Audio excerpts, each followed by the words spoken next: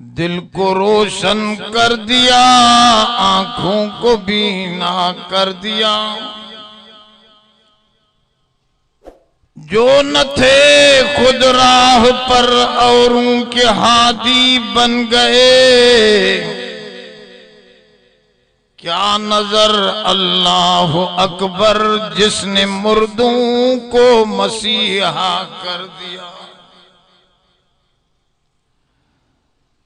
उन्हीं की महफिल सजा रहा हूं,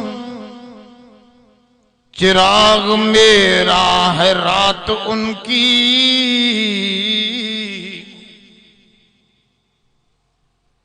उन्हीं की महफिल सजा रहा हूं, चिराग मेरा है रात उनकी। उन्हीं की मतलब की कह रहा हूं, ज़ुबान मेरी है बात इनकी। दरूद शरीफ बुलंद आवाज़। अल्लाहुम्मा सल्ली अला सय्यदना व मौलाना मुहम्मदिन नबिय्यिल उम्मी व अला आलिही व बारिक व सल्लिम अदद कुल्ली मालूमिन लक दाइमन अबदा। मोहतरम दोस्तों, इमाम दीन जी खैरात है। मां पान जानी वानी नालो ईअं थो वठां, तव्हां जीअं वठो। मां इमाम दीन थो चवांसि। दीन जी कचहरी है। शफीक साहब के अल्लाह ताला तवील जिंदगी अता फरमाए, नरीना औलाद सां नवाज़े। जंहिं पंहिंजे वालिद जे याद जे लाइ ही कुरान शरीफ जो कुठ घुरायो। तमाम दुनिया जूं कचहरियूं इंसान के बधाईंदियूं, ही कलामुल्लाह जी कचहरी सभिनी के चढ़ाइण वाली कचहरी। इन करे दोस्तों, वेतर रबीउल अव्वल जो महीनो हो त 12 रबीउल अव्वल ते याद कंदा आहिनि। असां 24 घंटा रसूलुल्लाह के याद रखूं था। हर नमाज में जेतरे ताईं नबी ते दरूद न पढ़ूं तेतरे ताईं असांजी नमाज नाक़िस आहे, कामिल नथी बणिजे। इन जे करे असांजी महफिल रोजाना आहे, रात जो भी आहे त ॾींहं जो भी आहे। नबीअ जी याद ताज़ा ही ताज़ा है। इंशाअल्लाह रसूलुल्लाह जो दामन हूंदो, उलमाए देवबंद उन जे कॾी कढूं। दोस्तों, मां जेका आयत पढ़ी आहे वह सवा आयत जी तिलावत कई आहे, पर उन जो सजो बयान ॾुखियो आहे। रात गुज़री वञे, कुछ हिस्सो बयान कंदुसि। ऐं कम जूं ॻाल्हियूं कुरान शरीफ में सब कम जूं ॻाल्हियूं लिखियल आहिनि।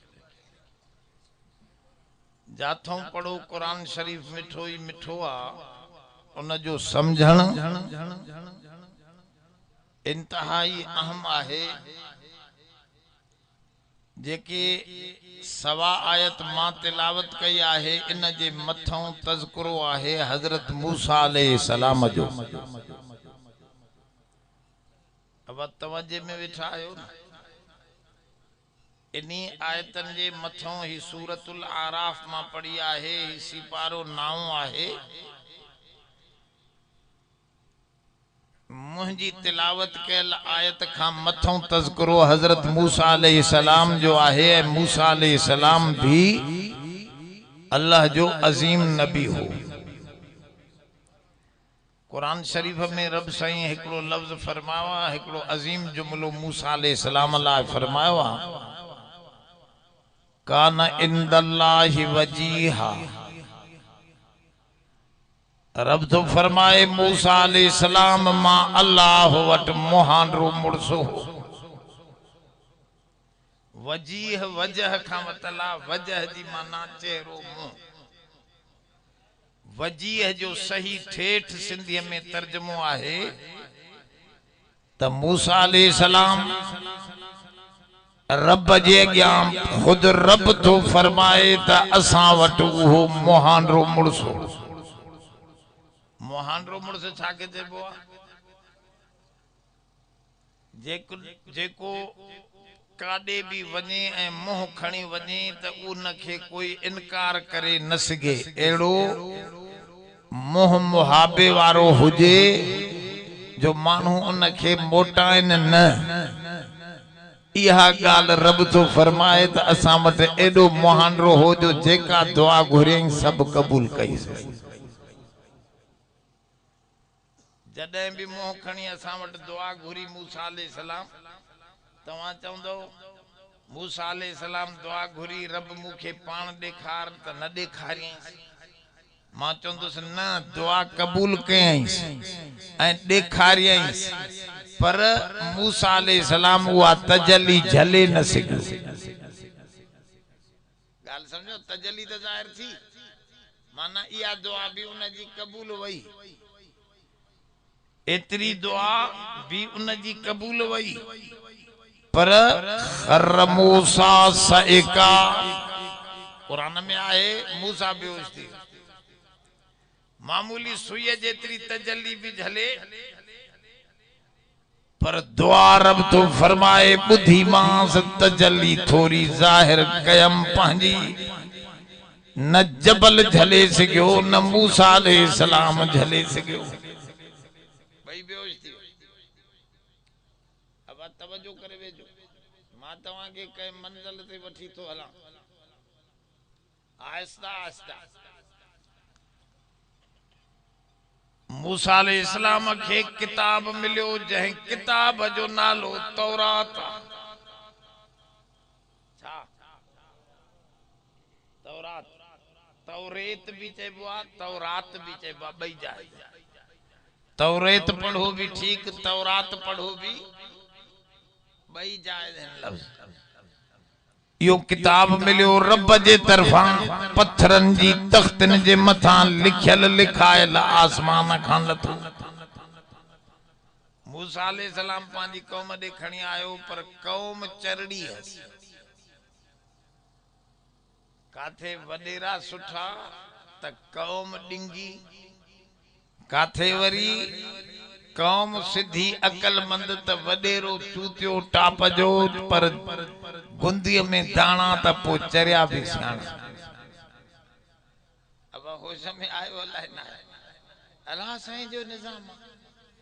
काथे कीअं काथे कीअं। मूसा अलैहिस्सलाम जी कौम सादी चवण लगी, मूसा हे जेको तू किताब खणी आयो आ तौरात, यो अल्लाह जो किताब असां कीअं समझूं? अरे नबी तो चवे ता समझो न, चिन से असां सा अल्लाह ॻाल्हाए न त चवे यो मुंहिंजो किताब आ। हाणे रब सब सां ॻाल्हाईंदो? वॾा ऑफिसर भी सब सां कोन ॻाल्हाईंदा आहिनि त अल्लाह त सभिनी खां वॾे में जोर सां वॾे में वो कीअं ॻाल्हाईंदो? पर मूसा मोहांडो मुड़सो रब ॿुधो, रब साईं के चई साईं चरड़िया है न, रहम करे न ॻाल्हाए। रब साईं चयो हाणे सभिनी सां कोन 70 माण्हू चूंडिया, इन्हनि जा रईस रईस वॾा चङा मुड़स ऐसे मोहांडरा सुठा माण्हू, इन्हनि जा 70 तोखे इजाज़त आ, 70 माण्हू चूंडिया, मां इन्हनि सां ॻाल्हायां थो, इन्हनि सां गुफ्तगू थींदी। 70 माण्हू वठिया। अल्लाह ताला फरमायो ही 70 माण्हू सब इन आयतन जे मथों खुद इहो ज़िक्र आहे। अब भाई मां ॿाहिरों कोन थो पढ़ां, क़ुरान खां तो ॿुधायां। 70 जो 70 वॾेरड़ा नंढड़ा रईस ॻोठ जा चङा मुड़स हे वठी वियो। उते अल्लाह साईं इन्हनि खे चयो आहे यो तौरात मुंहिंजो किताब आहे, तव्हां इन ते अमल कयो। चऊंसीं असां ॾिठोसीं त न आवाज़ आयो अलाए अल्लाह हुयो अलाए ॿियो हो। मालूम थियो तो सफ़ा सादा अल्लाह के जो आई कावड़ कुरान शरीफ में इते ही मथों आयत में वठी ज़लज़लो ॾिनई धमाके जो आवाज निकतो जबल खां मथे वठी दूहो निकतो त 70 जो 70 हमरा हो मरी विया। मूसा अलैहिस्सलाम रोण वेठो अल्लाह साईं हे पोयर भी गुमराह थी वेंदा चौंदा असांजा चंगा मुड़स वठी माराए आए मूसा तूर सीना जबल ते अब कौन समझ ली वो चौंदे तू वठी तू आज तत ना माराए तो छो वठी असांजा हमरा चुंडेल मुड़स असांजा एडा वठी वे माराए छडे रब पोया भी भूली वेंदा ही भी बर्बाद थी वेंदा तू मुझी मेहरबानी कर इनन के जिंदा कर चंद बेवकूफन जे करे मुझी कौम के बर्बाद न कर असां ते पंहिंजी रहमत लिख। रब सही मूसा जा गोड़ा दिसी फरमायो चंगो मूसा तोखे मोटाया नथो इनन के वरी जिंदगी थो दिया अवा सबू थी वेठा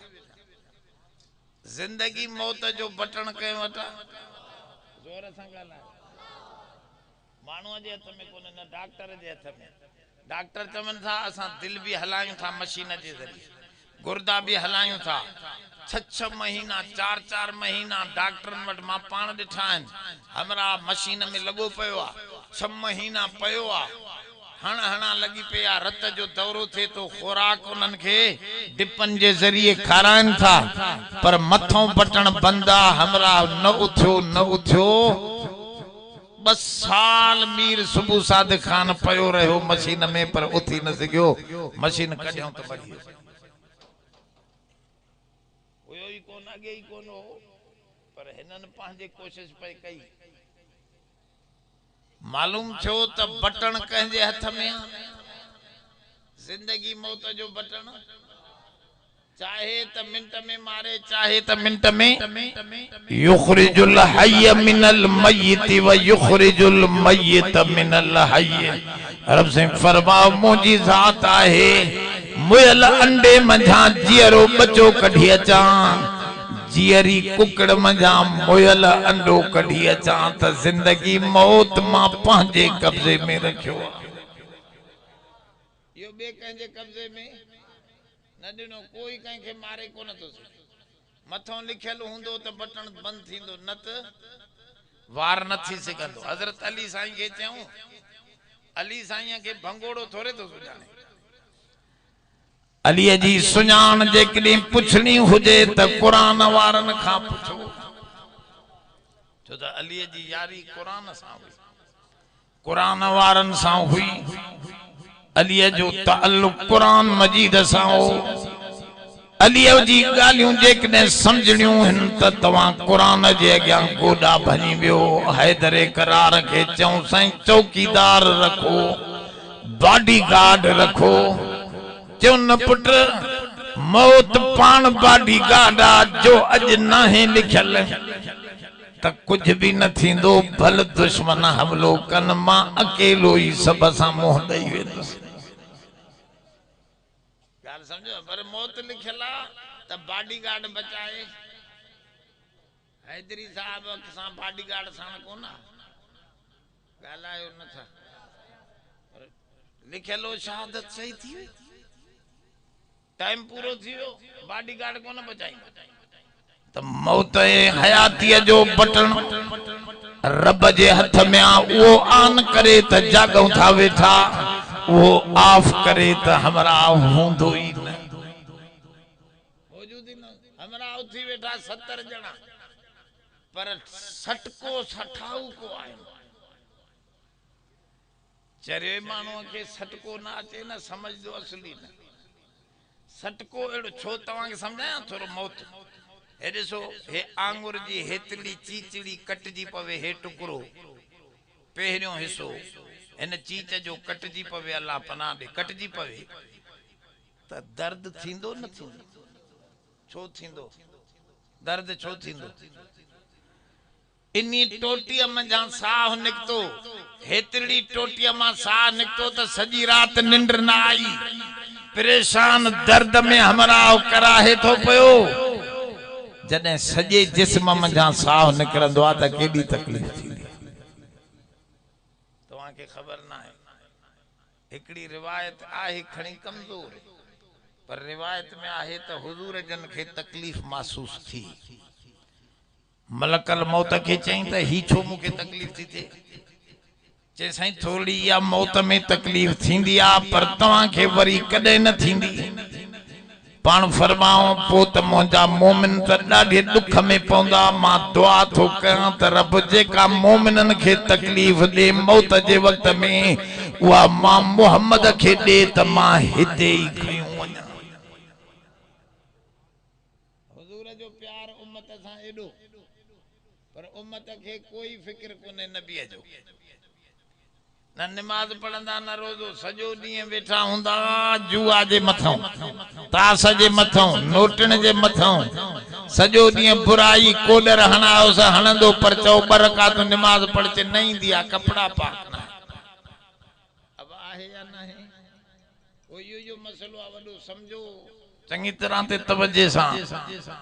त मौत जो आयो हमरान के तकलीफ़ जो सटको आयो। सटको आयो त मूसा अलैहिस्सलाम पुछन ॾियो ख़बर, मन्यो वे सही? मन्यो से खुदा जा अल्लाह जा नबी असां मन्यो से। जे अगाड़े न पिया चे सही एड़ी सज़ा मिली जो वरी चङो जो दुआ घुरे न त असां वञूं पिया जहन्नम में। अब गाल समझो था? चरे मानो के मांजो हिकिड़ो मौलवी दोस्त आ सादो आए मौलवी, पर के मौलवी सादा भी आ। उन पंहिंजी धीअ ॾिनी आहे, ॾे वठ कई अथसि, सम्झे वरी ॿिए खां वती बि अथसि। जंहिं ॼट खे ॾिनी अथसि पंहिंजी धीअ, हाणे मौलवीअ जी धीअ, उहो राकीअ में दॿियूं बीठो अथसि हेॾे होॾे। भाई छोकिरी वीचारी परेशान ताऊं करे अबे के, अबा काथे सटी मांखे। हे वॼी उनखे वरी सम्झाए, अबा हे मांजी प्यार जी पलियल थी, हीअं थी हीअं थी, हिन सां एॾो ज़ुल्म न कर भली खुदा खे। हो वरी ॼट कम न करे त अची कुटेसि। मौली साहब तंग थियो समझाए बीठो, ॼट न पियो समझे। हिकिड़े ॾींहुं उहो मौलवी मूंखे पाण पियो चवे, साईं कुसूर न हुस जेका मांखे उन छोरे ॼट जी छोरी ॾिनल ही न, मां अची उनखे मोचड़न सां जो वतो। जॾहिं हे छोरी वञी दांव खणी अबे वटि वेठी त फैसले करण में आयो, हमरा चवण लॻो न मां मारींदुसि न तूं मुंहिंजी के मार। समझी वियो? ॼट खे पाण ते पवे त पोइ समझ में ईंदी आहे, बाक़ी ॿिए जी ॻाल्हि समझ में समझायो सो न ईंदसि। खणी या कई मौलवी भी ॼट की हरू भरू उनखे मारण भी नाजायज़ हो, पर हे मौलवी भी सादो हो थोरो, तंहिंजे करे हिन भी वरी उहो तादी कई त हो हमरा सिधो थी वियो। चइबो ॼट मोचड़े सां बदल हे भी ॼट हा। जॾहिं मोचड़ो लगुन त चवण लगा, साईं असां तौरात मञी नबी तोखे मञियो से, साईं हाणे असां के वठी हल ॻोठ ॾे। मूसा अलैहिस्सलाम चयो वञो तव्हां ज़िक्र कंदा ॻोठ ॾे, मां रब खे थो वेही हिते सजदा कयां, शुक्र जा रब खे मञायां। इन्हनि आयतन जे जवाब में इहे आयतूं लथियूं जेके अॻिते मां तव्हांखे पढ़ी ॿुधायूं। इन काल अज़ाबी उसीबु बिही मन अशा। रब साईं फरमायो जंहिंखे चाहियां अज़ाब ॾियां, जंहिंखे चाहियां। मूंखां कोई पुछण वारो कोन्हे। अल्लाह साईं तो फरमाए छो?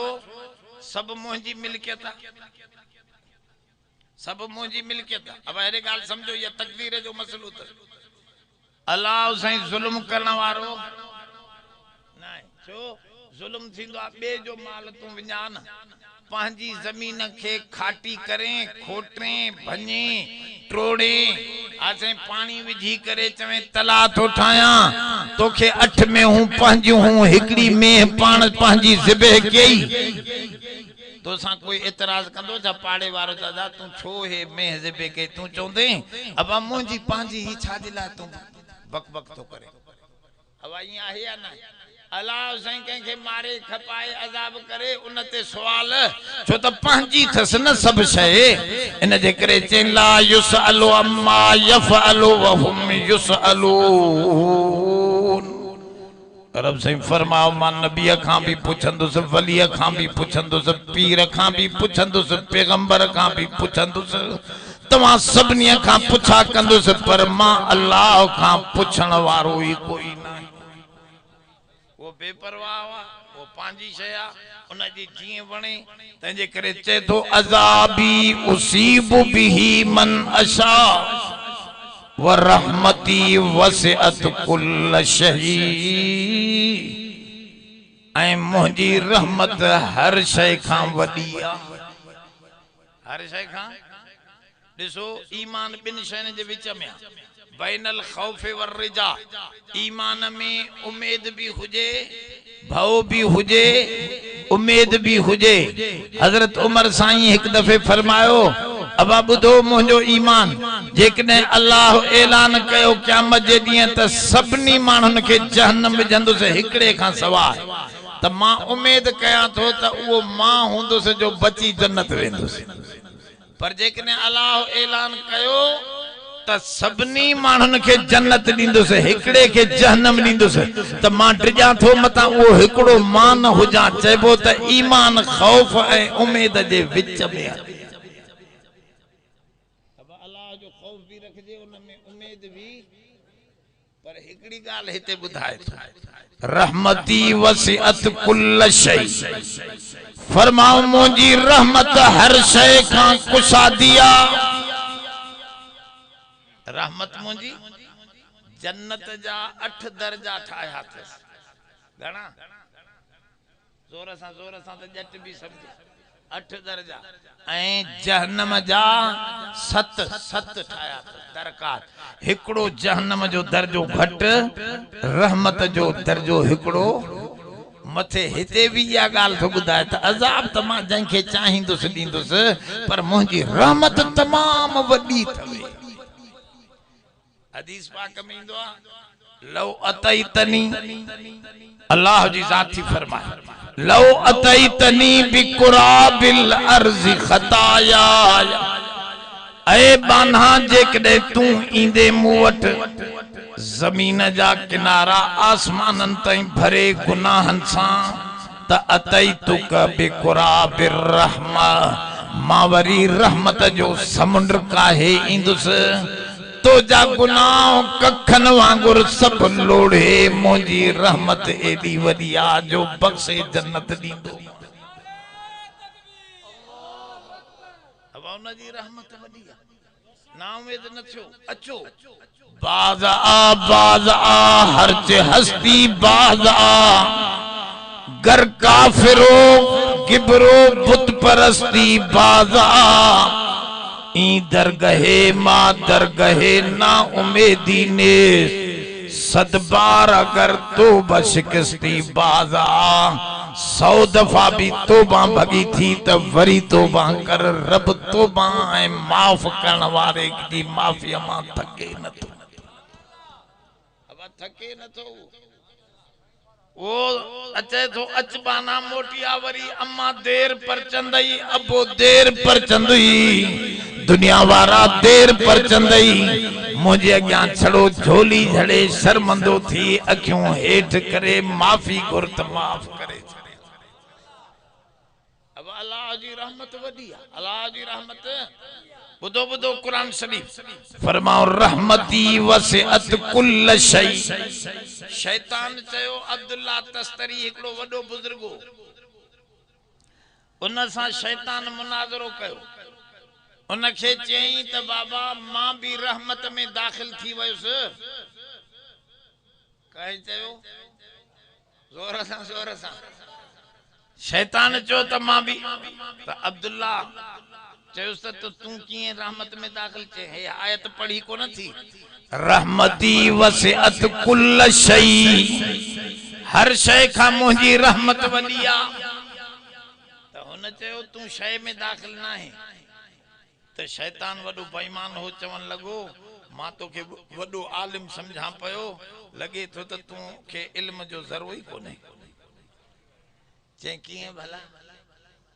अब्दुल्ला पुछुस त साईं यो भला समझा त सही शैतान साहब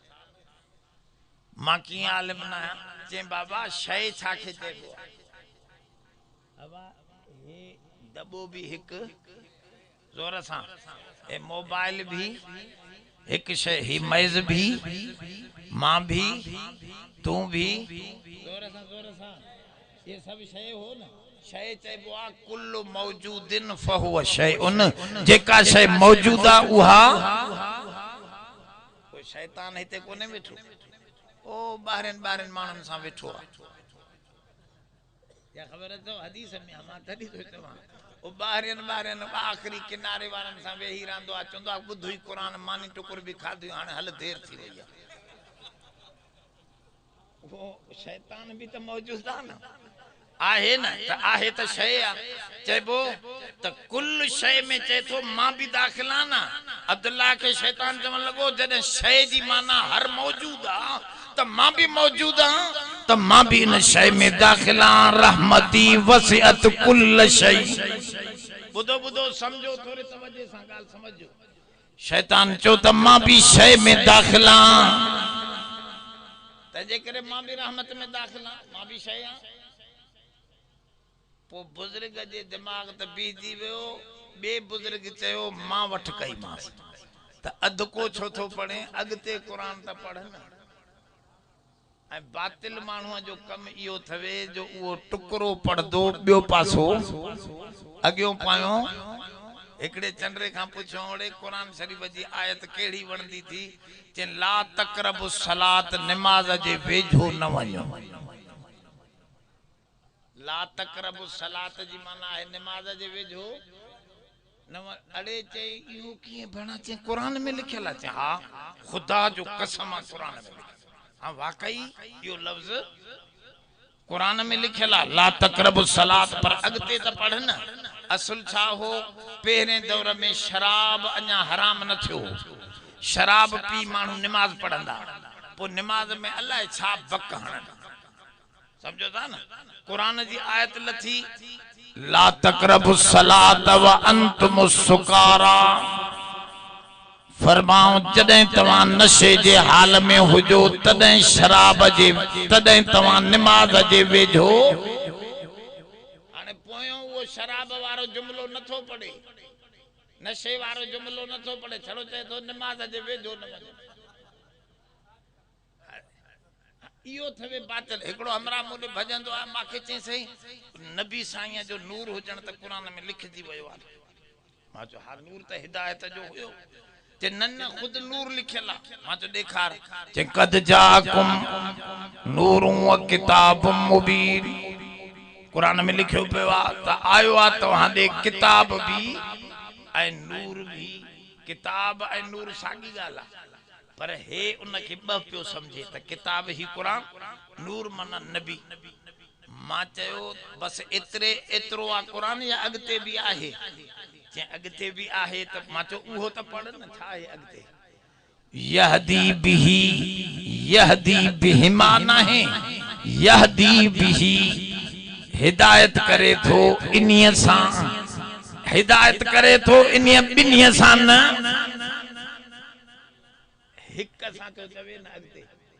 त चेबो त ये बई शयूं हिक हिन तडे त ज़मीर अगते हिक जो आंदई जेकने ये जुदा जुदा शयूं हुजना त पो इए चवे हा त हिदायत करे थो इन्हीअ बिन्हीअ सां त नथो करे ही जे ज़मीर सां छड़ो थो करे हिकड़ो ज़मीर थो इस्तेमाल करे त इता समझ में अची वियो त तू बेईमान शैतान वांगुर अध गाल पढ़े तो अगते नथो पढ़े हवा कुरान जो अग पोयो दिसजे न एकड़े दफे सखर में अला कराची में इश्तिहार छापियो तव्हां वट हिते रवाज ना है यो रवाज हिते विझो वो इयो त औरतन जे लाए भी हिकड़ो कोट खाली कयो उते लाउड लगरायो तांजो औरतों भी कुरान वेही उते समझन वडन शहरन में डॉक्टर साहब डाढो ये औरतन ते लाड़काने में कम कयो समझे काफी औरतों मुवहिद थी वयूं ए उन सा इनकलाब अचे पियो त त इहो कम जरूरी आहे। हेॾे इश्तिहार लिखियो हिकिड़े देवबंदिन मथों चो त हे उलमा ईंदा, हेठों लिखियो तो मस्तूरात के लिए भी रात बंदोबस्त है। माना मस्तूरात में छा के चइबो आहे? जोर सा हुनन में लिखियो मस्तूरात के लिए भी रात का बंदोबस्त है। हाँ सही। तो हिनन वरी हरामिन छा कयो? टुकड़ा टुकड़ा क्यों? मस्तो रात के लिए भी पर्दे का बंदोबस्त है। माना चऊं त ॾिसो हे से देवबंदन ॾिसो छा लिखियो आहे? मस्तो मस्तूरात के मिलाए न पिया पढ़न। मस्तो रात का पर्दे में बंदोबस्त है। माना बदमाशी चे ॾिसो बाबा देवबंद, अरे चंद्रा सिद्धो त पढ़ न। अध टुकड़ो हेॾे अध टुकड़ो होॾे मिलाए थो पयो। मस्तूरात न थो पढ़े, मस्तो रात के लिए पर्दे का बंदोबस्त है। सही तो पढ़े। अवा काला इयो थवे जाहिल जट मानन जो कम इयो। एकड़ो मुडे भजन तो खोड़ गालियों कितनो बुधाय। समझे एकड़ो भजन तो आए मुखे चई शियो इब्राहिम अलैहिस्सलाम भी शियो हुयो, कुरान में लिखला। हाने लफ्ज शिये जी माना है टोलो। उते आहे इन मिन शिअतिही ल इब्राहिम। मथो नबियन जो जिक्र है। तो इन नबियन जे टोले मंझा इब्राहिम भी आहे। जैसे शियो अची हो न लफ्ज कुरान में। माचो अच्छा एतरो जेकॾहिं शियो अची वियो त यजीद भी अची वियो थी। चे उहो कीअं? माचो कुरान शरीफ में 3 जान ते लिखियो पियो आहे यजीदुहुम मिन फज़लिही। यजीदुहुम उते माना है तो वधाए दींदा से असा उनन के पांजो फजल। पर ज़ाहिरी लफ्ज तो ई आ न यजीदुहुम मिन फज़लिही। यजीद उन जे फजल मा है। यजीद उन जे वो माचो हे बणा चंद्रा तू शियो ई साबित कंदे त यजीद भी अची वेंदुई। चे हो मौलवी। माचो हा पूरो पढ़ त खबर पवे ना। तू अध को तो पढ़े शैतान त शैतान अध को पढ़ियो। रहमती वसिअत कुल शै। उन अल्लाह वारे जुस्त अगते पढ़ छा लिखला। रब साईं तो फरमा फसअक्तुबुहा लिल्लज़ीन यत्तकून। रब साईं फरमा मुंहिंजी रहमत वडिया पर लिखा थो पयो उन्हनि जे लाइ जेके मुंहिंजी बेफरमानीअ खां बचंदा, शिरक खां बचंदा। मां उन्हनि जे लाइ रहमत लिखी। तू बेफरमानीअ खां शैतान न बचे न तॾहिं तू रहमत खां निकिरी वे न। अॻिते त लिखियो पियो आहे साफ़ त असां रहमत लिखूं था। अल्लज़ीन यत्तकून। तकवा जी माना बचण, परहेज माना बचण। त माना अल्लाह से तो चवे असां मुत्तकिन जे लाइ पंहिंजी रहमत लिखूं था पिया। ही रहमत असांजी मुत्तकिन जे लाइ थींदी।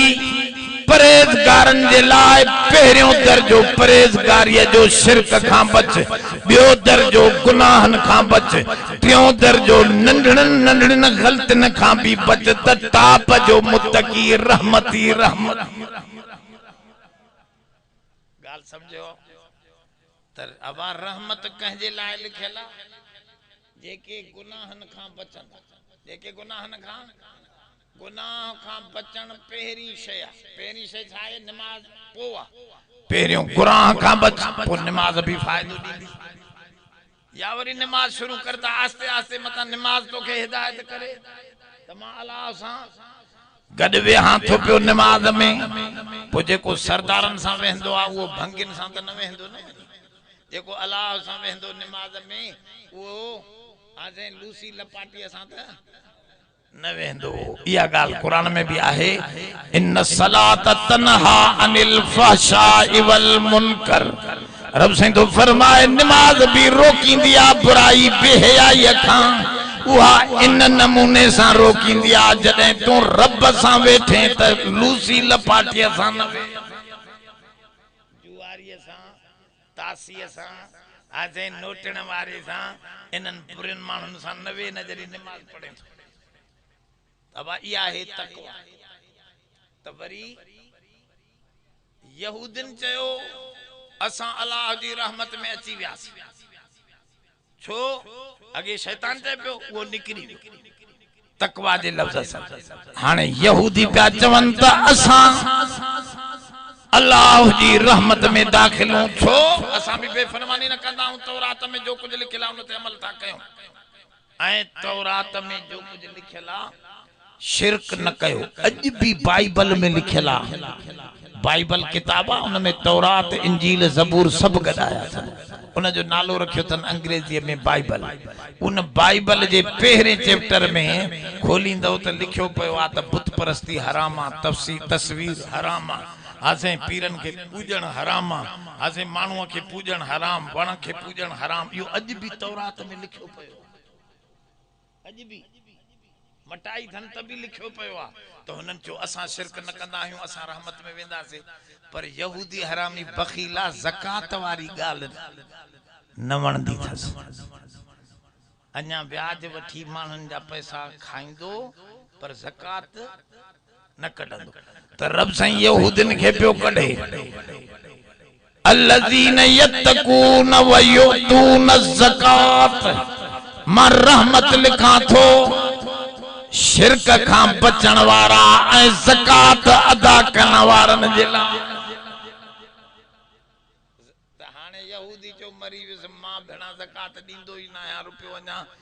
रुपए ते पर पिया करे वठंदो आ वरी ॾियण वारी गाल त ॾाढी ॾुखी हालांकि ज़कात जो हुकुम भी अथन पर उए बेईमान ज़कात न कढंदा अल्लाह से उनन के कढी छडियो त तवा ज़कात न था दियो ऐ तवा के खबर आ त तवा भी अलाए केतरी ज़कात कढो था इते गाल है कोई न थो मता मौलवी वठे मां न थो वठा बाबा खीसे तोजे में पयो जे पर ज़कात फर्ज आ ज़कात 40 ही पति घणी 40 ही पति या 100 में 2.5% अंग्रेजी में गालायूं तो समझे न छोरो 100 ते 2.5% माना 100 रुपए ते 2.5 रुपया लख ते 2.5 यो ज़कात 30 गणियों मेहूं हुजन तो उनते ज़कात आहे 40 बकरियों रिढा हुजन तो ज़कात आहे उठ 5 हुजन तो ज़कात आहे समझो था न या वरी माल जी ज़कात आ बाकी अन्न में जेका पैदावार इंदी उनते ज़कात उशुर असा जे सिंधी जमीनन ते ना है उशुर असा जे सिंधी जमीनन ते बाकी ये दियो फातू हक यौम हसादिही अल्लाह से कुरान में फरमा जने कटियो लुणियो त अल्लाह के ला बिनाले ते कढंदा या जुदारी शया लुणन ऐं कटण जे वक्त में पर मानू देण खां हाने बरी थी विया छो त इमरान खान एड़ी गरमाइश कई आ महंगाई चवन था त जलसा भी जेकर बंद कयो हजे हुन हरामी जे समझी वयो आ त यो 2-3 रुपया जेके नेक खर्च कन था इन नेकन के हुंदा ही न त काडो थिंदो कुरान जी दावत असा जो कम हली वेंदी पर बुधो ज़कात खां सवाइ जन्नत को न मिलंदी अल्लाह ताला मोमिनन जो माल ऐ जान खरीद करे छडिया एकड़े हमरा मौली साहब के दंदन दिना खजी खबड़ जा पाड़ खबड़ जे पाड़ जा दंदन सुन्नत खबड़ जे पाड़ वारा ब दंदन दिना मौली साहब खीसे में विधि हलियो हे भी पोयो कढ पियो अचे वरी बे हमरा मौली साहब के 10 रुपया दिना त मौली साहब उन 10 रुपया वारे जे ला डिघी दुआ घुरी तो हिन दंदन वारे चोसे मां सुन्नत दिनी मां जे ला दुआ न घुरे हुन 10 रुपया दिनई त डिघी दुआ घुरे जे अबा तू खबड़ जी पाड़ दिनी हुन दिल जी पाड़ दिनी आ तंजे करे हुन ला दुआ डिघी घुरी तो पैसो भी दिल जी पाड़ आ यो दींदो त अल्लाह खुश थींदो गाल समझो था ना त रब से हिन जाय ते फरमायो फसा अक्तुबहा लिल्लज़ीन यत्तकून व युतून ज़कात फरमाओ असा रहमत पांजी लिखूं था प्या जेके शिरक खां बचन था ज़कात दिन था त ईसाइन चयो असा त चौथी पति दींदा आयूं ज़कात जी शिरक भी सही ईसाई न कंदो इनमें ईसान में भी खोड़ फिरका है उन्हनि वटि भी शिरक हराम आहे चे तो शिरक भी नथा कयूं ज़कात जे चौथी पती कढूं था असां त रहमत में दाखिल थी वियासीं असां त रहमत में दाखिल थी वियासीं ईसान चयो त रब साईं अॻिते फरमायो वल्लज़ीन हुम बिआयातिना युमिनून मुझी रहमत में उए दाखिल थींदा जेके सबनी मुझे आयतन ते ईमान आणींदा तौरात में भी मुझियूं आयतूं हन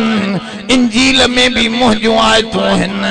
इन कुरान में भी मुझियूं आयतूं हन जेके सबनी किताबन ते ईमान आणींदा उहे मुझी रहमत जा मुस्तहिक थींदा अब तव्हां तौरात खे नथा मञो था न सबनी किताबन के मञणो आसान पर उन्हनि जो वक्त पंहिंजो गुज़री वियो तौरात जो वक्त गुज़री वियो इंजील जो वक्त गुज़री वियो हाणे हिन कलामुल्लाह जो क़यामत ताईं वक्त आहे इन करे ही कुरान थो चवे त सबनी किताबन के मञो पर अमल मुंहिंजे चवण ते कयो चो असां सबनी के मञूं था इन करे रहमत सोहणी मोहम्मद जी उम्मत ते अची वई अगते वरी नालो खणी जाहिर थो करे फरमाओ असां रहमत लिखूं था पिया उन्हनि माण्हुनि जे लाइ यत्तबिऊन الرسول الذين يتبعون الرسول النبي الأمي अगते असां जे नबी जी नौ सिफतूं बयान थो करे घणियूं जोर सां नौ सिफतूं त हेड़ो हेड़ो हेड़ो नबी आ इन्हीअ खे मञण इन जे कढ लगण वा यत भी उन जी माना है कढ लगण वा पोइ ते मां समझाया तो त कढ लगण जो छा मतलब आ समझे से इन्हीअ नबी जे जंहिंजूं ही सिफतूं इन जे औरतूं मर्द जे कॾहिं कढ लगंदा त मां उन्हनि खे पंहिंजे वॾी रहमत में विझी छॾींदुसि कॾहिं न उन खे रहमत खां ॿाहिरि कंदुसि अल्लाह साईं वो नबी साईं जो सिफतों तो बताए केड़ियों अल्लज़ीन यत्तबिऊन अर्रसूल नबीयल उम्मी फरमाओ वो नबिया जंहिंजे कढ लगा वो रसूल भी आहे नबी भी आहे उम्मी भी आहे घणी थियूं सिफत टे रसूल नबी उम्मी ये टे सिफतूं ये गाल समझो रसूल जी माना छा रसूल जी माना जंहिंजो मखलूक सां प्यार हुजे अल्लामा रूहुल मानी वारो तो लिखे रसूल जी माना जंहिंजो मखलूक सां ताल्लुक कामिल हुजे इहो नबी एडो मेहरबान नबी जंहिंजो मखलूक सां ताल्लुक एड़ो आ जो झिरकीअ जो दुख भी सोहणे मोहम्मद करीम अरबिया के बर्दाश्त न आहे तव्हांखे ख़बर हूंदी झिरकियुनि जा बचड़ा उहे साहब भी खयूं पियो अचे कपड़े में वेड़ियूं उन जी माउ मथों फिरंदी पई अचे उहा झिरकी हुजूर जन ॾिठो पुछई त पुट हे छा आहे पाण फरमाओ त साईं हे मुंहिंजे हिन बचड़ा मां इन जा खया हुजूर फरमाओ उते रखी अचे इन जो फिरण मां मोहम्मद जी दिल के दुखाए हमरा वे उते रखी आ इता मालूम थियो त नबी के मखलूक सारी प्यारी आ हत्ता के तवा हरणिया जो आहे रिवायात में कमजोर पर जायज आहे फजाइल जी रिवायात में एड़ो कमजोर वाक्यो भी जायज आहे एड़ो कमजोर वाक्यो भी जायज आहे फजाइल जी रिवायात में हुजूर जन जो अचन पिया तो हरणी कहीं शिकारी पंहिंजी का जार विझी उनके फासायूं बीठो शिकारी त कोन हो जार हणी वियो हुजूर जन अकेली हरणिया के ॾिठो त हरणी रोई पई ऐं ॻाल्हाए इहो सही हदीस में आहे सही हदीस में आहे त डांद हुजूर जन फरमायो ॻाल्हायो डांद जे मथो हमरा चढ़ियलो इहो बुखारी जी हदीस हमरा डांद जे मथा हिए घोड़े वांगुर गडह वांगुर जी चढ़बो आ न ये डांद ते चढ़ियो वेठो उन डांद हे मथे मोह करे हे पोइते मोह फेराए उन हमराह के पियो चवे अदा माखे इन्हीअ लाइ न ठाहियो थन जो मुंहिंजी पुठीअ ते तूं चढ़ी वेहीं इहो गॾ हो ऐं घोड़े खे ईअं ठाहियो थन हुजूर जन फरमा मां भी ईमान थो आणियां त डांद ॻाल्हायो अबू बकर उमर भी ईमान आंदो त डांद ॻाल्हायो हालांकि अबू बकर उमर सां गॾ न हा पर हुजूर उन्हनि खे पंहिंजे ईमान सां मिलाए छॾियो अबू बकर उमर जी भी शान जी ॻाल्हि या बुखारी शरीफ जी हदीस त जानवरनि ॻाल्हि आहे कॾहिं कॾहिं जानवर ॻाल्हाईंदा त ईअं हरणी ॻाल्हायो साईं मुंहिंजा बचड़ा बुख में पिया आहिनि मूंखे छॾरायो त मां मोटी ईंदसि चवंदो त बचड़ा भी अची मां शिकारी जे अॻियां पेश कंदसि हुजूर जन फरमायो मोटी न अचे चे न साईं मां रसूल सां वाइदो थी कयां हुजूर जन खोले छॾियोसि वही हली बचड़न के खीरड़ो पियारे वरी मोटी पई अचे त रस्ते ते शिकारी मिलियो साईं मुंहिंजी हे हरणी फाती पई तव्हां खोली हुजूर फरमा हा मां खोली मूंखे रहम आयो उन जा बचड़ा नंढड़ा ईंदी मोटी साईं कीअं ईंदी मोटी चई ईंदी मोटी मां रसूल सां उन जो वाइदो थोड़ी देर न गुज़री त उहा बचड़न सूधे पई अचे हुजूर जन फरमा रहम करे इन हरणीअ खे छॾे ॾे मुंहिंजे करे चई मां तोजे करे छॾे ॾिनो माना हुजूर के मखलूक सां प्यार यो रसूल जी सिफत आ ऐं दीन बिन लफ्ज़न में याद कयो सजो दीन बिन लफ्ज़न में याद कयो ताज़ीम ले अमरिल्लाह वल खिदमत ले खल्किल्लाह दीन नालो अथो अल्लाह जे गाल्हिन जी दिल में अज़मत रखो ऐं अल्लाह जो चवण वठो ऐं बियो मखलूक जी खिदमत कयो अबे अमा जी भी अची वही मखलूक आ जानवरन जी खिदमत या भी मखलूक आ पाड़े जी खिदमत या भी मखलूक आ हर मानू सां भलाई या भी मखलूक आ मखलूक जी खिदमत कयो इन में सारो दीन अची वियो ज़कात भी इन मखलूक जी खिदमत में अची वही नमाज खालिक जे हुक्म जे हेठा अची वियो त सारो दीन इन बिन लफ्ज़न में आहे रसूल नबी में रसूल जी माना मखलूक सां ताल्लुक कामिल नबी जी माना अल्लाह सां ताल्लुक कामिल अल्लाह सां ताल्लुक जी एड़ी कैफियत असां जे नबी जी जो बेन नबियन के कुर्ब मिलियो फर्श ते असां जे नबी के कुर्ब मिलियो अर्श त माना ताल्लुक वडो ताल्लुक त यो रसूल भी आहे नबी भी आहे अगते चई उम्मी टी सिफत असां जे नबी जी आहे उम्मी उम्मी जी माना मानू कंदा आहिनि अनपढ़ियल न नबी खां वधीक केर पढ़ियल अब नबी खां मथे केर हुजूर जन फरमाओ ऊती तो इल्मुल अव्वलीन वल आखरीन फरमा मूंखे पहिरियन ऐं पोयन जो इल्म ॾिनो सभिनी नबियन खां अल्लाह मूंखे सब खां वधीक इल्म अब असां जे नबी के सब खां वधीक इल्म इन करे त नबी साईं के इमाम बनायो छो त असां जे किताबन में लिखियल आ त इमाम केर थे फरमा हो आलमुहुम जेको तव्हां मां वडे इल्म वारो हुजे इमामत उन खे दियो नबी साईं के मेराज जी रात बिया भी लखे नबी मौजूद हा पर हुजूर जन के हथ का वठी जिब्रील अगे करे बिहारियो इतो भी साबित आ त सब का इल्म में नबी असां जो मथे नबी असां जो मथे त पोइ की अनपढ़ियल उम्मीअ जी पो छा माना है उहा गाल समझो उम्मीअ जी हिकड़ी माना त इया है त माव वारो छा वारो ते बा माव के ये जी माना वारो आ सही असां चोंदा आयो कंध कोटी माना कंध कोट शिकारपुरी हैदराबादी माना हैदराबाद वारो या ये वारे जी माना दिखारींदी आ त हिते उम्मी जी माना माव वारो माना अजीम माव वारो हे आम माव न हुई असां जे नबी जी वो अजीम माव हुई वो पान चवंदी आ जदे हुजूर मुझे पेट में आयो ओगरायूं इंदी हो त खुशबू निकरंदी फरमाओ जदे हुजूर मुझे पेट में आयो मां रात जो घुमंदी हम त रोशनी नजर ईंदी मां पत्थरन ते घुमा त पत्थर जेके हन पट खां वधिक नरम लगंदा खूह ते पानी विझण जे लाइ डोल विझां त पानी मथे चढ़ी अचे जीअं डोल छिकणो न पवे। फरमाओ असुर थींदी ही त रोज़ानो रात जो आवाज ॿुधंदी हुअसि, या आमिना अबशरी या आमिना अंत हामिलतुम बिखैरिल बरिया। ए आमिना तोखे मुबारक होजे, तुझे पेट में जेको बच्चो आहे इहो सॼी काइनात जो अॻवान आहे। माना एडी मां वारी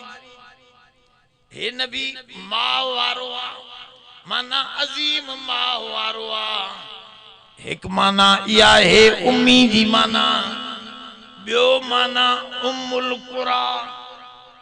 लियुनज़िर उम्मुल कुरा व मन हौलहा। कुरान शरीफ में आए उम्मुल कुरा जी माना है मक्को शरीफ। उम्म माना मां, मक्को सॼे दुनिया जे शहरन जी मां आ। छो त पहिरियों पहिरियों न धरती ते वॾो पानी हो, वो आस्ते आस्ते पानी लहंदो वयो। पहिरियों पहिरियों जेको टुकड़ो ज़ाहिर थियो वो मक्के पाक जो ऐं काबतुल्लाह जो। इन अव्वल बैतुम वुज़िअ लिन्नास लल्लज़ी बिबक्कत मुबारकम व हुदल लिल आलमीन। देखो कुरान शरीफ में लिखियो पियो आ त पहिरियों घर इहो नमूदार थियो इंसानन जी इबादत जे लाइ। पहिरियों पहिरियों इहो ज़ाहिर थियो त इहो आहे मक्को उम्म माना मां सॼे शहरन जी, त उम्मुल कुरा माना मक्के वारो, उम्मी माना मक्के वारो। घणी माना थियो? उम्मत खे भी चइबो आ, उम्मी माना उम्मत वारो। छो ॿियूं भी उम्मतूं हिन पर असां जी नबी खे सब खां वॾी उम्मत मिली आ। हुज़ूर फरमा क़यामत जे ॾींहुं कुल 120 सफ़ूं थींदियूं। माण्हुनि जूं आदम खां वठी क़यामत ताईं जेतिरा भी माण्हू आहिनि सभिनी जूं सफ़ूं ॻणींदव त 120 सफ़ूं थींदियूं, डिघियूं सफ़ूं धरतीअ जे मथां। ओ हलो हला वॾी सफ़ ये 120 सफ़ूं। पर हुज़ूर फरमायो मुंहिंजी उम्मत जूं 80 सफ़ूं हूंदियूं, बाकी 40 सफ़ूं 1,24,000 नबियन जी उम्मत समझो। 80 सफ़ूं मां मोहम्मद जी उम्मत हूंदी। सब खां वॾी उम्मत वारो उम्मी नबी मां आहियां। उम्मी माना उम्मत वारो नबी, जंहिंजी उम्मत सब खां वॾी आ उहो नबी। या वरी चौथी माना उम्म जी माना असल बुनियाद। असांजे अरबीअ में लिखियल आहे, जेके अरबीअ जा हिकमत जा किताब में लिखियल आ, कब्ज़ उम्मुल अमराज़, कब्ज़ मर्ज़न जी मां। गाल समझो था? किताबन में लिखियल आ, असांजे हिकमत जे किताबन में लिखियल आ त कब्ज़ उम्मुल अमराज़ माना सभनी मर्ज़न जो बुनियाद कब्ज़ आ। सभनी मर्ज़न जो बुनियाद कब्ज़ आ। त उम्म जी माना बुनियाद भी आहे, त हिते माना भी थींदी एड़ो नबी जेको सॼी काइनात जो बुनियाद आहे, यानी बुनियाद वारो नबी। हुज़ूर फरमायो अव्वल मा ख़लक़ल्लाहु रूह नबी का, पहिरियों पहिरियों सॼी काइनात में मां मोहम्मद जे रूह खे ठाहियो। इतां समझ में अचे थो? कुंतु नबिय्यम व आदम बैनल माई व तीन। हदीस खणी ज़ईफ़ा पर माना उन जी कुरान मां भी साबित आ। तंजे करे इहो साबित आ त सॼी काइनात जो असलुल उसूल बुनियाद सोने मोहम्मद जो वजूद आहे। लौला कलमा खलक़तुल अफलाक, ऐ नबी तू न हुजे त मां ज़मीन न ठाहियां, आसमान न ठाहियां। माना तू जे करे ठाहियम त सभनी जो बुनियाद असांजो नबी आहे। त उम्मीअ जी माना जेको बुनियाद वारो नबी आ। घणियूं? 4 माना। पंजी माना थोड़ी ॾुखी आ, उन में पहिरियों जहालत समझो। जहालत छाखे चइबो आ? जहालत जी माना अणजाणी नाहे। अब ॾिसो अदा पानी पियो आहे हिते काथे पियो आहे? ये मांखे हथ में दे त मां हिननि खे समझा थोड़ो विझी दे। दरूद शरीफ पढ़ो बुलंद आवाज़। बस बस अब हे ॾिसो इन पाणीअ खे को रंग आहे ॻाल्हाए हे ॾिसो हिन में पाणी पियो आहे हिनखे रंग कोन्हे हिन में खीर चुको विझंदासीं त अछो थी वेंदो गाढ़ी शरबत विझंदासीं त गाढ़ो थी वेंदो साई शरबत विझंदासीं साओ अंब जी शरबत विझंदासीं पीलो हाइड्रो थी वेंदो अब आहे या न आहे त माना उम्मीअ जी माना थवे पाणीअ वांगुरु साफ़ ऐं जहालत जी माना छा आहे ए पनो आहे न ए पनो अछो आहे पर हिन ते पने ते जेकॾहिं गारियूं लिखियल हुजनि त चवंदासीं हे जाहिल आहे हे पनो हाणे हिकिड़े माण्हूअ जे दिमाग़ ते ग़लति शइ लिखिजी वई आहे कंहिं लिखी आहे अबे लिखी अबो वठी वियुसि त हिन झंडे खे सजदो कर झंडे खे सजदो कर हिन वीचारे छोकिरे ॿार ॾे सजदो कयो वरी चुमी ॾिनई अबे बि चुमी ॾिनी हाणे दिमाग़ ते अबो लिखेसि थो न त इहो बाबरकत थी अब ॻाल्हि सम्झो था न ऐं ग़लति लिखेसि थो असां चऊं था त बरकत तबारकल्लज़ी बियदिहिल मुल्क व हुवा अला कुल्लि शैइन क़दीर बाबरकत ज़ात रब जी आ सब बरकतूं ॾियण वारी ज़ात रब आहे पर इहो चए थो मां न मञींदुसि छो त मुंहिंजो अबे मुंहिंजे दिमाग़ ते लिखियो त अलम खां बि बरकत ॻाल्हि सम्झो था न ग़लति लिखी वियो हमरा ड्राहे नथो उन जाइ ते लिखी पई आहे जेकॾहिं का शइ न लिखियल हुजेसि त पोइ उन ते क़ुरान लिखणु सवलो आहे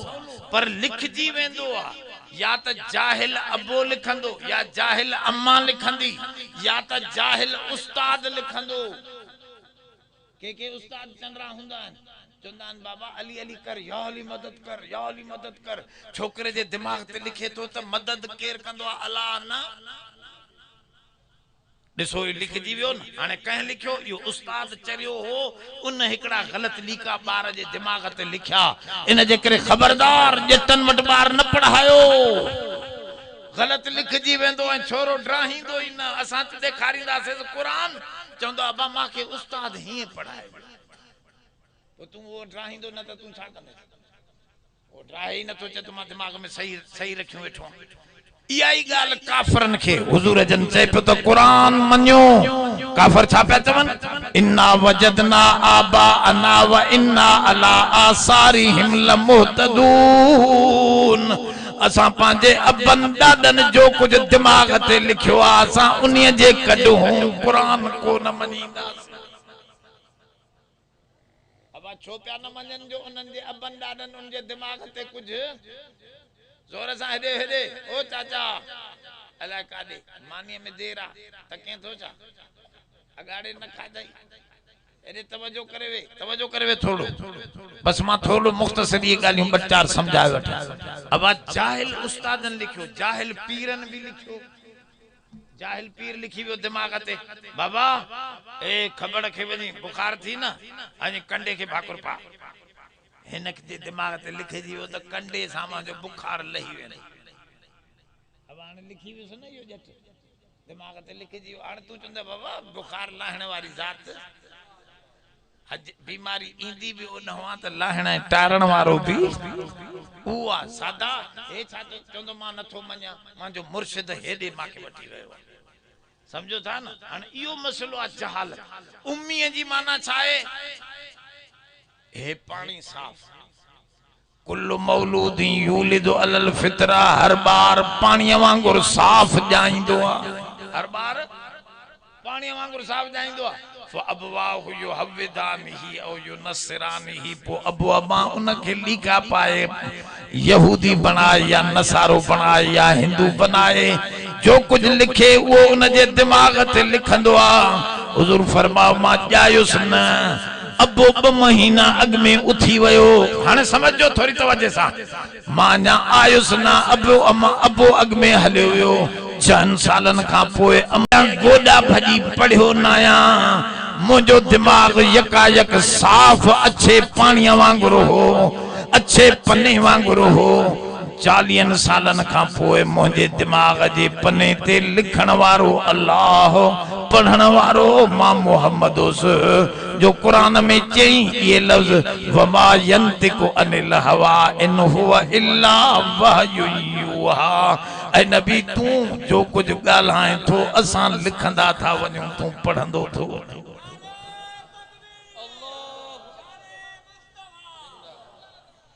हवा ये छाजे करे एड़े इलाके में आंदईस भला यूनान में पैदा न कहीं उते वदा वदा प्रोफेसर वेठा हा। नबी साईं के हिंदुस्तान में न पैदा कहीं उते वदा वदा ज्योतिषी वेठा हा। पांजे इल्म जा माहिर वेठा हा। ईरान में पैदा न कहीं उते अबजद जा वदा जाणू वेठा हा। एडे न अरबन जे इन पथरेले इलाके गरम में जो एडे कोई वने ही न अजय एड़े इलाके में पैदा कहीं नबी साईं के छो पैदा कहीं त नबी जो दिमाग साफ हुजे कहीं उस्ताद जे अॻियां न वेहे मता गलत लिखराए। हाने मां अल्लाह लिखंदुस नबी पढ़ंदो। गाल समझे वाला ओ यो उम्मीद जी माना है त नबी जे असा दिमाग के साफ रखियोस। ए पंज माना चौथी माना छही माना भी आहे त उम्मीयीन चौंदा हन। हजरत इब्राहिम अलैहिस्सलाम के 8 पुट रहा पर कुरान में इशारो घणन पुटन जो आहे। जमो जो लफ्ज इस्तेमाल थला बुनैया लिखला समझे। बाकी मशहूर उन जा 2 पुट रहा एक इस्माइल अलैहिस्सलाम बो इसहाक अलैहिस्सलाम। इसहाक अलैहिस्सलाम जी जेका लड़ी आई ना उनमें खोड़ नबी था। मूसा अलैहिस्सलाम ईसा अलैहिस्सलाम दाऊद अलैहिस्सलाम सुलेमान अलैहिस्सलाम यूसुफ बिन नून असे तमाम दानियाल अलैहिस्सलाम समूरई नबी जेके हा वे इसहाक जी औलाद मा था। हेडो बियो जो इस्माइल हो उन जे मानू पढ़ियल लिखियल ना हा। अरबन में हलंदा आया उन जी औलाद आखिर में इन इस्माइल जी औलाद में सोने मोहम्मद करीम अरबी के आंदई बुधाई त मां जेके अनपढ़ियल हा जंहिंजे दिमाग खाली हो उन्हनि के एड़ो नबी दिनो थम जो हाने सजा दफ्तर भरे छदींदो। इन जे करे उम्मीयीन वल्लज़ी बासफिल उम्मीयीन रसूलम मिनहुम। रब साईं कुरान में फरमा उआए तवा जो नबी उए मानू जह नबी के असा उम्मिन में पैदा कयोसे। उम्मिन में माना इस्माइल अलैहिस्सलाम हो पढ़े लिखलन जो खाना यकी नबी था अचन हेडे नबी न हुया लियुनज़िर हाजे कुरान शरीफ सूरत यासीन में आहे तो उनन के ड्रिजा जंजे अबन डाडन के ड्रिजारियो न वयो हो माना उनन जे अबन डाडन दे नबी ना आयो। ऐ नबी तोखे असा मोकलियो से एडो जो होडो लखे नबी हुजन तू हिकड़ो ही सब का वजनी। हुजूर जन फरमा मुखे तोरियो बिन मानन सा मां उनन का वजनी निकतुस वरी मुखे तोरियो चैन सा मां वजनी निकतुस अठन सा मां वजनी निकतुस। फरमाओ ये डबल डबल कंदा पिया वञन सोरन सा पो हलंदे हलंदे लखन सा तोरियो त जिब्रील अलैहिस्सलाम तोरण वारे के चयो त हिकड़े पासे दा अर्श कुर्सी लो कलम सारी मखलूक रखंदे बे पासे दा सोने मोहम्मद के वियाइंदे त हिन जी इज्जत सबनी का वजनी निकरंदे।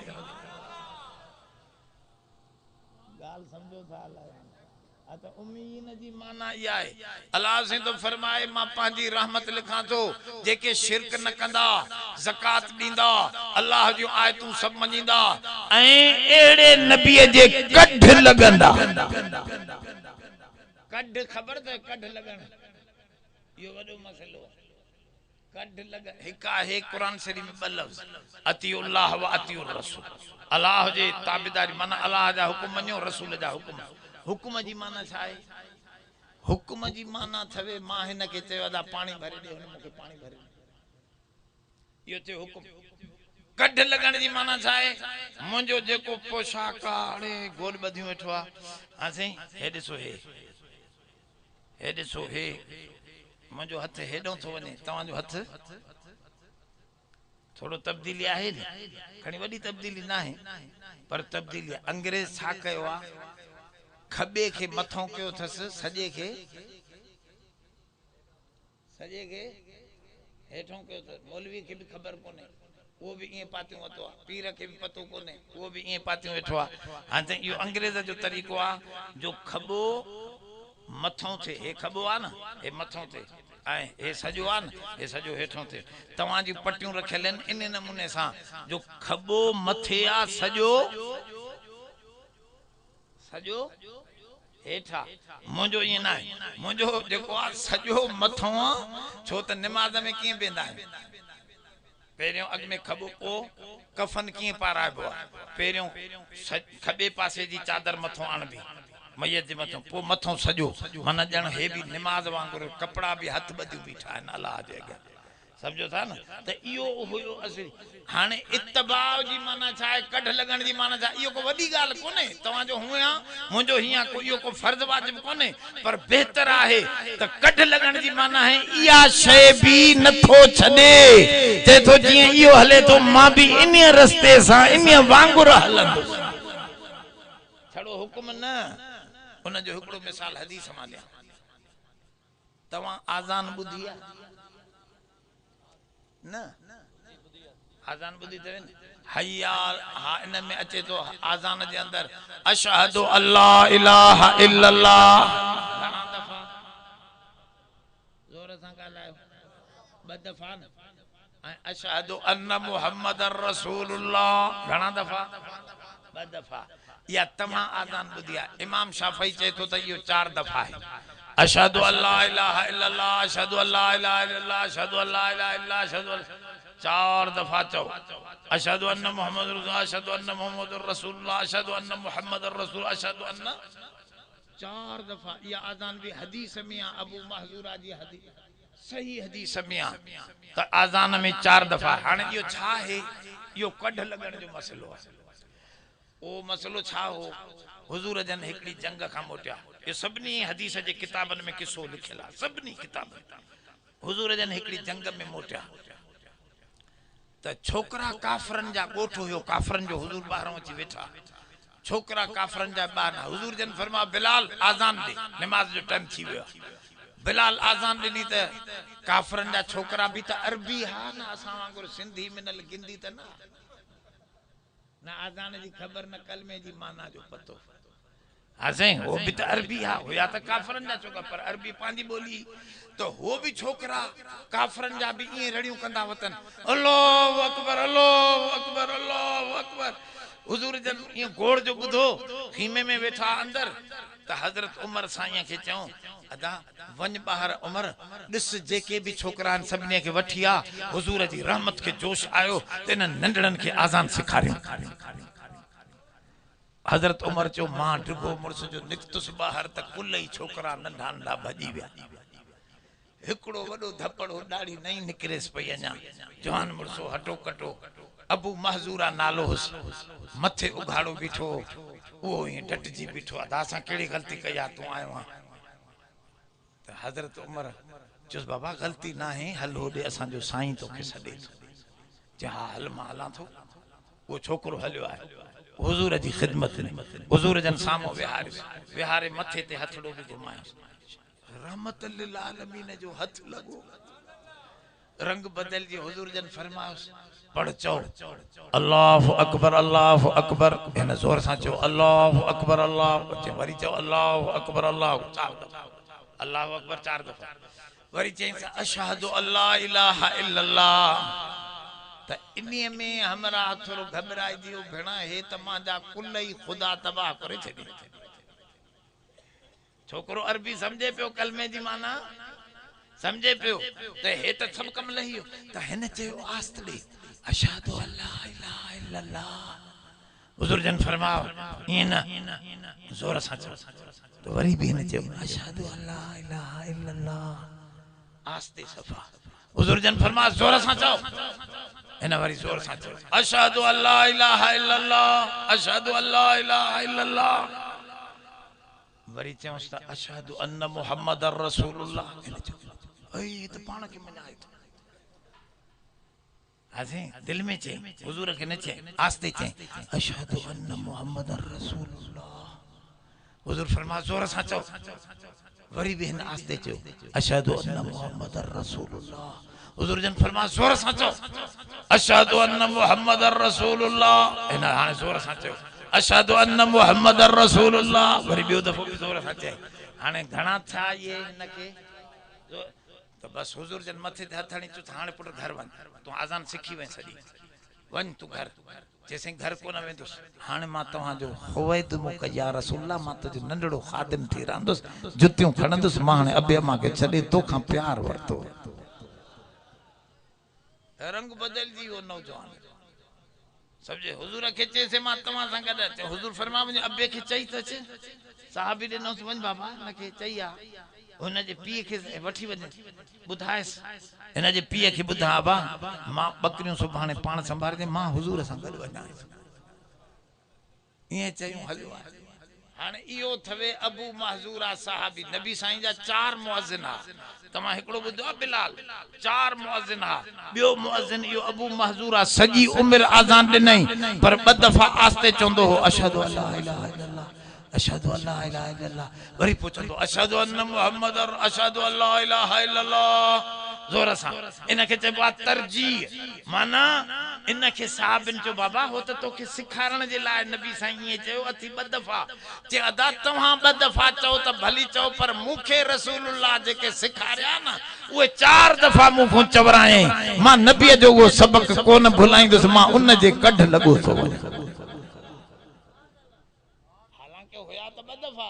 पर हुन के नबी साईं जी पढ़ाया त हे उन्नत है एकड़ो साहबी हुजूर जी खिदमत में आयो चवन लगो हुजूर जन गर्मी हुंदी का नबी साईं गलो खोलियो बैठा है बीड़ियों वगैरह कोन दिनलो छ आजे ये खोलियो बैठा गलो हुजूर जन जो गलो खोलो हे भी बैठो कलाक 2-4 हुजूर जी ज़ियारत के ईमान आंदे हले गोठ दे वयो सजी उम्र गलो खुलियन कहे चुस त खुदा जा बाना असा नबी साईं के दिठो से त उनी जो गलो बंद भी हुंदो हो तू यकी खोली वतो जे बाबा तवा दिठो हुंदो न गलो बंद हो पर मां जदी साईं जन के दिठो जेतरो वक्त दिठो गलो खुलियल हो मां मरंदो मरी वेंदुस मां गलो खोले रख गाल समझो था लाए इनके छाचे बा कढ लग इनके छाचे बा वो साहबी अबू माजुरा जंके आजान सिखारी हुजूर जन उन जे मथे ते हुजूर जन हथ लाता ना उन कदी भी वार न कुड़ाया हेडा वडा वार थी वे मानुन जो बाबा वार कटा नंढा करा बाटवा हुजूर जन कंदा ते बाबा खबर आ मुखे बाटवा कंदा हा पर यार एकड़ो बियो मसलो आ मुझे वारन के नबी साईं जा हथ लगल न प्यार जा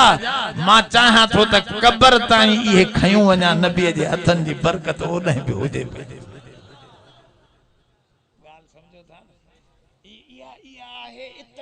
इनके चबो इत्तबा त हिते लफ्ज अतियु नाए हुकुम छड़ो मजण जी गाल नाए नबी जी करे तो ये कर दंदन दिनो दंदन दे हाथे घुमे तो जी ये घुम आ पाए तो जी ये पा भेड़ी का मथे तो मथे सुथन समझे से हाने वरी मामलो उल्टो थी गयो मर्दन जो भेड़ी का हेठ मायू वरी भेड़ी का मथे ओ पिनिए ते रखन बिठन सुथन के मायन के हुक्म आहे त तवा जो कपड़ो गिरठ जेतरो वधल होजे हेठ जमीन ते जो पेरन जो निशान भी वो कपड़ो विस्माइंदो अचे एडे पर्दे में रहन अम्मा खातून जन्नत जो जदे आखिरी वक्त आयो अम्मा खातून जन्नत फातिमा ज़हरा हसन हुसैन जी अम्मा इन जो जदे आखिरी वक्त आयो तदे गुस्ल करे सुमी पंहिंजी नौकरियाणीअ खे उम्मे राफिया खे थी चवे उम्मे राफिया अली अचे त ब गालियूं कजईस मां कलमे सां दुनिया खां वञी रही आ ही ब गालियूं जरूर मुंहिंजी वसियतूं पूरियूं करे मुंहिंजा कपड़ा लाहे ॿीहर गुस्ल मूंखे ॾियारणो पवे त कपड़ा मुंहिंजा न लाहिजो बस मां ढकियल आहियां ढकियल वेंदुसि मुंजा कपड़ा हालांकि औरत जा मौत खां पोए पर फरमाओ मां पाक थी पई आया मां नबी जी आखिरी न्याणी है न आखिरी नबी जी आखिरी न्याणी दुनिया खां वञी रही आया मुंजा कपड़ा न लाए जो मथो पानी हणी गुस्ल जो हुकुम पूरो कजो बियो अली के चो जो त रात जो रात जो मुखे दफन कराए जी मुझे कद जे मथा भी गैरन जी नजर न पवे मां ये पर्दे में आई आया पर्दे पर्दे में वना तमा क़यामत दी पर्दे वारी औरतन जी इमाम बनदी जन्नत वनी। दोस्तों पांजे घरन में पर्दो कान कयो आ डेरन का तो पर्दो लाजमी है मानने के खबर इत्तबा जी माना जाए नबी साईं जो हुजूर जन का एकड़ी औरत पूछो साईं देर त घर में रहन था हाने मां उनन का भी पर्दो कया हुजूर जन फरमाओ अलहुम वो मौत देर त मौत थी बुराई त इंदी है न कलमा को एकड़ो दुबई का हमरा पूछे जाला हिते छडी मता दुबई घुमंदा जैसे मांजे भाव ही कयो हाने जाल के माफ कया न कया माफ करे न करे बा मां दे हाथ में का गवर्नमेंट हुजे त मां इन के संसार कराया समझे से पर हाने तो जी मर्जी आ पांजो पान जा चेसे मां जी जाल चे थी बीरा न कंदम अरे बा तू ये मां को मसला की तू पूछे खुदा दा बंदा यो तू पांजे न पूछा से मां फिलानो आ फिला अबा फिलानो होजे थोड़ो केड़ो भी होजे समझे से तू जो दुबई रहते त ये डेरन जे हवाले करे मैं पांजी घरवारी पो ये की पर्देदारी रहंदी अबा ये न कयो यो हराम आ नबी साईं ज़ाल के एतरो वक्त छडे हलियो वने आखिर वो भी त इंसान है गलतियों थी वेंदियों खराबियों पैदा थींदियों इस्लाम गैरत जो दीन है बेगैरती जो दीन नहीं खोड़ वाक्या हदीस में एड़ा मा बुधाए न तो सका न तो टाइम ना है न तो बुखारी मुस्लिम में हदीसों एड़ियों त एकड़े हमरा पांजी जाल की डिठो बुराई हुजूर जे दौर में सही बुखारी जे अंदर हदीस आ हुजूर के चें त से मां पान दिसी आयो छा क्या हुजूर जन फरमायो तू 4 शाहिद दे जे मरी हाने से डिठो त मां अकेलो शाहिद का दिया जाल भी मोजी वई हम संगे चवा वरी हुजूर फरमा शायद न दींदे त तोखे 80 दुरा कूड़ जा हणदस ते मरी भी मां वयस हदीस में सही हदीस में सही तो वजह है हुजूर जन फरमा शरीयत जो इनकार न कर वन थोरो उठ्यो त कुरान जो आयत नाज़िल थियो लिआन जो हुक्म आयो लिआन छा किते हुआ माना कसम 4 कसम खणंदी औरत मां बुराई न कराई आ जंते नो इल्जाम हयो हूं वो हमरा नूर वांगुरु हो आज उन जो मोह नूर हदीस में तो वो बूरड़ो नूर वांगुरु होयो जैसा उन माई बुराई कई समझे हुजूर जन उन के कसम खणायो 4 कसम खणी उन के जुदा करे छडियो तलाक थी वई तलाक थण का पोए हुजूर फरमा जदी बार जाए त मुके देखार दो वो बार खणी आया जदी जायो तो बार खणिया हुजूर जन दिसी करे चो जेकने लौला किताबुल्लाह जेकने अल्लाह जो किताब जो हुक्म ना चे हा त मां इन कमीने के संसार कराया है शक्ल बार जी उना रजानी वांगुर शक्ल ते फैसला न थींदा शक्ल ते फैसला न थींदा हुजूर जन ये चयो त जेकने अल्लाह जे किताब हाने लियान थी वियो अल्लाह फैसलो कंदो माई तबाह थी वई माई जे मथा अजाब अची वियो 4 कसम खणाए लानत जा कुरान शरीफ में सजो जिक्र ई जाए ते अचे तो बहरहाल मतलब यो आ पो उन हमरा जी दिल थदी थी जने हो तबाह बर्बाद थी वई उन नबी जे सामो कसम खणी वई त मां बुराई न कई आ गलत तो चए मुझे मुर्स मुते इल्जाम थो हणे आ जेकने इकरार करे हा तो हुजूर जन उन के संसार कराए औरत के मिट्टी में पूरे मथे ते पत्थर हणावा समझे से ता जो मरी वने इयो इज़ा देण वारो सजा है माना जिना एडी बुरी शय पर या हवा है माना यो जिना न करण जे लाए ड्रप इस्लाम एड़ो विधवा जो कोई औरत की जुरत न थींदी पर एड़ो वाक्या थया कोन या त लियान थियो 4 मानू काथों अचन शायद समझे से एक जेड़ी शाहिदी दे थींदो कोन त नते सजा न लगंदी त लियान थींदो त 4 कसम खणा पो अल्लाह फैसलो कंदो तंजे करे दोस्तो गैरत सब कुछ पर्दे जे अंदर रखी वई आ त खबरदार पंहिंजो एहतमाम कयो, पंहिंजे घरनि में पर्दा कयो, न त निमाज़ भी नाक़िस आहे। छो त माण्हू फासिक आहे। पर्दो करणु फर्ज़ आहे, पर्दो करणु फर्ज़ थवे। अॼु पेशमामनि खे बि पर्दो न आहे, इन जे पोइ तो निमाज़ कीअं पढ़ूं? समझे से निमाज़ पढ़ण जेको आहे हाणे हो त फासिक आहे, मकरूह आहे निमाज़। समझे से इन पेशमाम खे हटा, या इहो पेशमाम एहतमाम करे पंहिंजे घर में पर्दे जो। खबरदार पर्दो भी फर्ज़ आहे, पर जेको माण्हुनि हाणे लुटे छॾियो आहे। नबीअ जे फरमान खां माण्हू हटंदा था वञनि। हालांकि असांखे कढ लॻणो आहे, मामूली सुन्नत ऐं मुस्तहब भी हुज़ूर जो न आहे छॾणो। केड़ा केड़ा निमाज़ पढ़ंदव ऐं कोशिश कंदव त नबी साईं जे हुक्मन ते हलंदासीं, कोशिश कंदासीं। रब खां दुआ भी घुरंदा रहो त रब तौफीक दे। असां कमज़ोर हूं, तू मेहरबानी कर। रब्बना तक़ब्बल मिन्ना इन्नका अंतस समीउल अलीम। कदे बे दफे वरी 6 सिफ़तूं रहलन पोइते नबी साईं जो 6 सिफ़तूं, बाकी हे 3 सिफ़तूं मां तहां के बुधायूं। असल इत्तबा उन नबी जे कढ लगो, अल्लाह जी रहमत में दाखिल थी वेंदासीं। कोशिश कयो उन वधण जी, असीं दुनिया जे बजाय दीन में वधण जी कोशिश कयो। अल्लाह से मुंहिंजी हाज़िरी कबूल फरमा। अल्लाह हिननि जे वॾड़नि खे, असां सभिनी जे वॾड़नि खे माफ़ी अता फरमा। अल्लाह हिन ख़ैर खे कबूल फरमा। अल्लाह हिन शफ़ीक़ खे बचड़ो साले अता फरमा, पुटड़ो अता फरमा। इन कुरान शरीफ जे बरकत सां तू बचड़ो अता फरमाए, साले बचड़ो अता फरमाए, पंहिंजो फज़ल फरमा। तू ॿुधण वारो आहे, हेॾी सारी जमात तोखां घुरे कीअं ना कंदे तू मेहरबानी कर, फज़ल कर, करम कर। शफ़ीक़ खे बि चवंदासीं दीन जे रस्ते ते हलियो आहे। असीं भली माज़ूर हुजे, तुंहिंजे लाइ जन्नत आहे ई आहे। हुज़ूर जन जे अॻियां माज़ूर आंदऊं, हुज़ूर फरमा तुंहिंजे लाइ जन्नत आहे ई आहे। छो त इहो अल्लाह जे तरफ़ां, पर थोरो तूं लड़ंदो कर, निमाज़ पढ़ंदो कर, कुर्सीअ ते वेही बि हीअं हेठि मथे गर्दनड़ो कंदो कर। रब ॾिसंदो पंहिंजे बाने खे त अहिड़े हाल में बि मुंहिंजे दर ते अचे थो।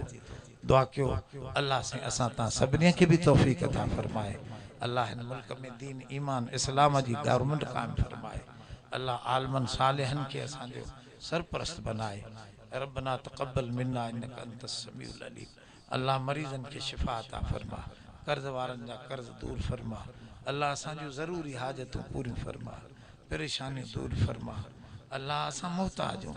तू गनी समद बेनियाज आहे। पंहिंजी समदियत जे शान सां असांजो सभु मोहताजूं पूरियूं फरमा, सब परेशानियों दूर फरमा। सल्लल्लाहु अला खैर खल्क़िही।